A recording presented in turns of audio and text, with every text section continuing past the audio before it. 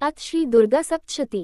पहला अध्याय। महर्षि ऋषि का राजा सूर्त और समाधि को देवी की महिमा बताना। महर्षि मार्कंडेय बोले, सूर्य के पुत्र सावर्णी की उत्पत्ति की कथा विस्तार पूर्वक कहता हूँ, सुनो। सावर्णी महामाया की कृपा से जिस प्रकार मनवंतर के स्वामी हुए, उसका भी हाल सुनो। पहले स्वारोचिष नामक राज्य था। वह प्रजा को अपने पुत्र के समान मानते थे, तो भी कोलाविध्वंशी राजा उनके शत्रु बन गए। दुष्टों को दंड देने वाले राजा सूर्त की उनके साथ लड़ाई हुई। कोलाविध्वंसियों की संख्या में कम होने पर भी राजा सूर्त युद्ध में उनसे हार गए। तब वह अपने नगर में आ गए। केवल अपने देश का राज्य ही उनके पास रह गया और वह उसी देश के राजा होकर राज्य करने लगे, किंतु उनके शत्रुओं ने उन पर वहां आक्रमण किया। राजा को बलहीन देखकर उसके दुष्ट मंत्रियों ने राजा की सेना और खजाना अपने अधिकार में कर लिया। राजा सूर्त अपने राज्याधिकार को हार कर शिकार खेलने के बहाने घोड़े पर सवार होकर वहां से एक भयंकर वन की ओर चल गए। उस वन में उन्होंने महर्षि मेधा का आश्रम देखा। वहां मेधा महर्षि अपने शिष्यों तथा मुनियों से सुशोभित बैठे हुए थे और वहां कितने ही हिंसक जीव परम शांति भाव से रहते थे। राजा सूर्त ने महर्षि मेधा को प्रणाम किया और महर्षि ने भी उनका उचित सत्कार किया। राजा सूर्त महर्षि के आश्रम में कुछ समय तक ठहरे। अपने नगर की ममता के आकर्षण से राजा अपने मन में सोचने लगे, पूर्व काल में पूर्वजों ने जिस नगर का पालन किया था वह आज मेरे हाथ से निकल गया। मेरे दुष्ट एवं दुरात्मा मंत्री मेरे नगर की अब धर्म से रक्षा कर रहे होंगे या नहीं। मेरा प्रधान हाथी, जो कि सदा मद की वर्षा करने वाला और शूरवीर था, मेरे वैरियों के वश में होकर न जाने क्या दुख भोग रहा होगा। मेरे आज्ञाकारी नौकर, जो मेरी कृपा से धन और भोजन पाने से सदैव सुखी रहते थे और मेरे पीछे पीछे चलते थे, वह अब निश्चय ही दुष्ट राजाओं का अनुसरण करते होगी तथा मेरे दुष्ट एवं दुरात्मा मंत्रियों द्वारा व्यर्थ ही धन को व्यय करने से संचित किया हुआ मेरा खजाना एक दिन अवश्य खाली हो जाएगा। इस प्रकार की बहुत सी बातें सोचता हुआ राजा निरंतर दुखी रहने लगा। एक दिन राजा सूर्त ने महर्षि मेधा के आश्रम के निकट एक वैश्य को देखा। राजा ने उससे पूछा, भाई, तुम कौन हो? यहाँ तुम्हारे आने का क्या कारण है और तुम मुझे शोकग्रस्त अनमने से दिखाई देते हो, इसका क्या कारण है? राजा के ये नम्र वचन सुन वैश्य ने महाराज सूर्त को प्रणाम करके कहा। वैश्य बोला, राजन, मेरा नाम समाधि है। मैं धनियों के कुल में उत्पन्न एक वैश्य हूँ। मेरे दुष्ट स्त्री पुत्रादिकों ने लोभ से मेरा सब धन छीन लिया है और मुझे घर से निकाल दिया है। मैं इस तरह से दुखी होकर इस वन में चला आया हूँ और यहाँ रहता हुआ मैं इस बात को भी नहीं जानता कि अब घर में इस समय सब कुशल है या नहीं। यहाँ मैं अपने परिवार का आचरण संबंधी कोई समाचार भी नहीं पा सकता कि वह घर में इस समय कुशलपूर्वक है या नहीं। मैं अपने पुत्रों के संबंध में ये भी नहीं जानता कि वह सदाचारी है या दुराचार में फंसे हुए हैं। राजा बोले, जिस धन के लोभी स्त्री पुत्रों ने तुम्हें घर से निकाल दिया है, फिर भी तुम्हारा चित्त उनसे क्यों प्रेम करता है? वैश्य ने कहा, मेरे विषय में आपका ऐसा कहना ठीक है, किंतु मेरा मन इतना कठोर नहीं है। यद्यपि उन्होंने धन के लोभ में पड़कर पितृस्नेह को त्याग कर मुझे घर से निकाल दिया है, तो भी मेरे मन में उनके लिए कठोरता नहीं आती।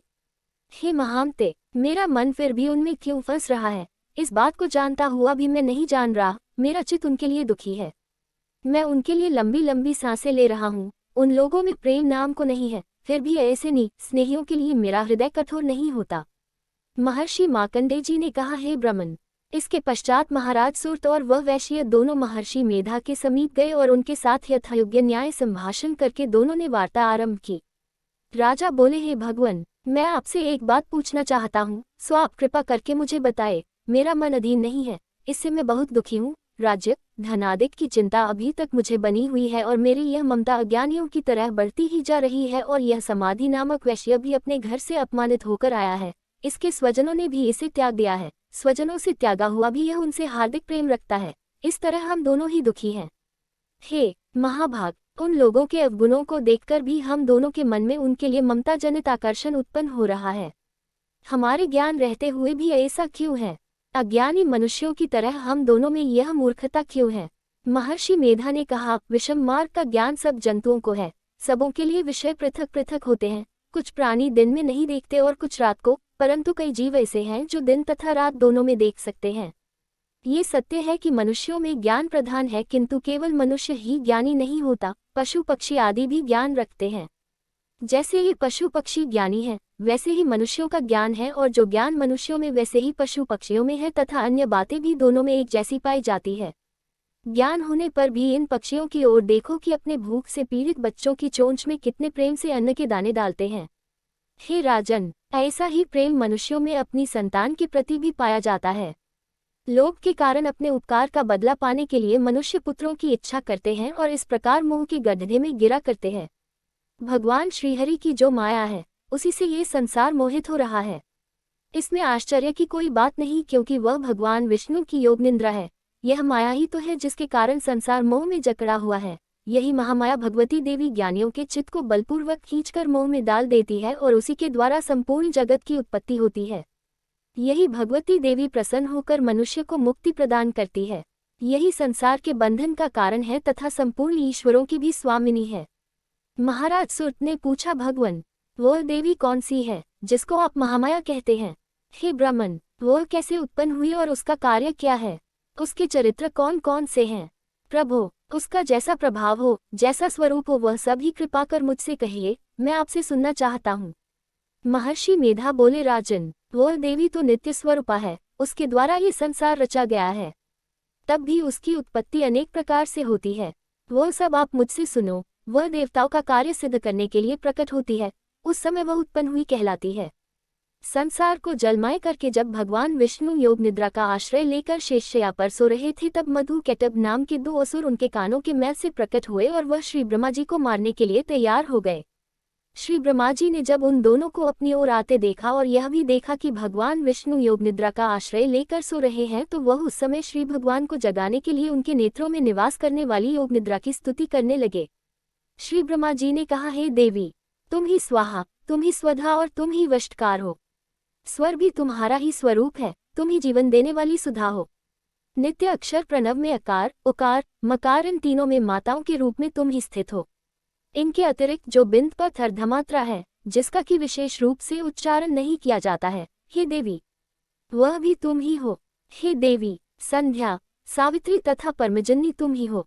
तुम इस विश्व को धारण करने वाली हो, तुमने ही इस जगत की रचना की है और तुम ही इस जगत का पालन करने वाली हो। तुम ही कल्प के अंत में सबको भक्षण करने वाली हो। हे देवी, जगत की उत्पत्ति के समय तुम सृष्टि रूपा होती हो, पालन काल में स्थित रूपा हो और कल्प के अंत में संहार रूप धारण कर लेती हो। तुम ही महाविद्या, महामाया, महामेधा, महारात्रि और मोहरात्रि हो। श्री ईश्वरी और बोधस्वरूपा बुद्धि भी तुम ही हो। लज्जा, पुष्टि, तुष्टि, शांति और क्षमा भी तुम ही हो। तुम खड्ग धारिणी, शूल धारिणी, घोररूपा तथा गदा, चक्र, शंख और धनुष को धारण करने वाली हो। बाण, भुशुंडी और परिघ, ये भी तुम्हारे ही अस्त्र हैं। तुम सौम्य और सौम्यतर हो। यही नहीं बल्कि जितनी भी सौम्य तथा सुंदर वस्तुएं इस संसार में हैं, उन सबसे बढ़कर सुंदर तुम हो। पर और अपर सबसे पर रहने वाली सुंदर तुम ही हो। हे सर्वस्वरूपे देवी, जो भी ससत पदार्थ हैं और उनमें जो शक्ति है, वह तुम ही हो। ऐसी अवस्था में भला तुम्हारी स्तुति कौन कर सकता है? इस संसार की सृष्टि, पालन और संहार करने वाले जो भगवान हैं, उनको भी जब तुमने निद्रा के वशीभूत कर दिया है, तो फिर तुम्हारी स्तुति कौन कर सकता है? मुझे, भगवान विष्णु तथा भगवान शंकर को शरीर धारण कराने वाली तुम ही हो। तुम्हारी स्तुति करने की शक्ति किसमें में है? हे देवी, तुम तो अपने इन उदार प्रभावों के कारण ही प्रशंसनीय हो। मधु और कैटभ जो भयंकर असुर है, इन्हें मोह में डाल दो और श्रीहरि भगवान विष्णु को भी जल्दी जगा दो और उनमें इनको मार डालने की बुद्धि भी उत्पन्न कर दो। महर्षि मेधा बोले, हे राजन, जब श्री ब्रह्मा जी ने देवी से इस प्रकार स्तुति करके भगवान को जगाने तथा मधु और कैटभ को मारने के लिए कहा, तो वह भगवान श्री विष्णु के नेत्र, मुख, नासिका, बाहु, हृदय और वक्षस्थल से निकल ब्रह्मा जी के सामने खड़ी हो गई। उनका ऐसा करना था कि भगवान श्रीहरि तुरंत जाग उठे और दोनों असुरों को देखा, जो कि अत्यंत बलवान तथा पराक्रमी थे और मारे क्रोध के जिनके नेत्र लाल हो रहे थे और जो ब्रह्मा जी का वध करने के लिए तैयार थे। तब क्रोध उन दोनों दुरात्मा असुरों के साथ भगवान श्रीहरि पूरे 5000 वर्ष तक लड़ते रहे।